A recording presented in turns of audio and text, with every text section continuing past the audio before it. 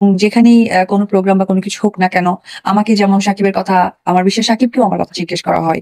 এটা আসলে কাজের জায়গাটা এবং কাজের পরিসীমাটা অনেক বেশি। তুমি চাইলে তোমায় কিনা দিমু লাল ফেরারি গাড়ি। এবার তুফান ঝড়ে উড়ে গেল জঙ্গলি সিনেমা। সাকিব মিমির রোমান্স রসের রূপকথা, চারদিকে শুধু সাকিব বন্দনা। তাই আর চুপ থাকতে পারলেন না সাকিবের প্রথম স্ত্রী বিউটি কুইন নায়িকা অপু বিশ্বাস। অবশেষে মেগাস্টার সাকিব খানের তুফান সিনেমা নিয়ে মুখ খোলেন এই জনপ্রিয় নায়িকা। সম্পূর্ণ বিষয়টি জানতে ভিডিওটি শেষ পর্যন্ত দেখতে থাকুন।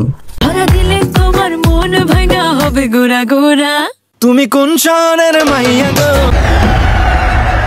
পূর্বের কথা মোতাবেক এখন থেকে পুরো দেশকে তুফানের হাতে তুলিয়া দেব। প্রথমেই নায়িকা বলেন, সাকিবের সাথে আমার জীবন একান্তভাবে জড়িয়ে আছে। একে তো তিনি আমার সন্তানের বাবা, তাছাড়া আমরা এখনো সব বিষয় নিয়ে নিজেদের মধ্যে আলোচনা করি।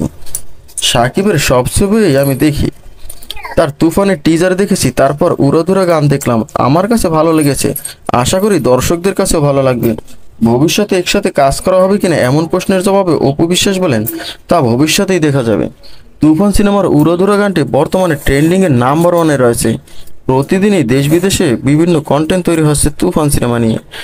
রায়হান রাফি পরিচালিত ও মেগাস্টার শাকিব খান ও মিমি চক্রবর্তীর এই সিনেমাটি কোরবানির ঈদে মুক্তি পাবে। সবার ধারণা গত কোরবানির ঈদে প্রিয়তমা ছবির মতো জনপ্রিয়তা পাবে তুফান সিনেমাটিও। বন্ধুরা, আজকে এ পর্যন্তই। সবাই ভালো থাকবেন, সবাইকে অনেক অনেক ধন্যবাদ। প্রচুর সিনেমা হয়েছে 72+ মুভি। তো 72+ মুভি একটা আর্টিস্টই সারা জীবনে করে কিনা এটা সন্দিহান, কারণ এটা অনেক বড় একটা সংখ্যা।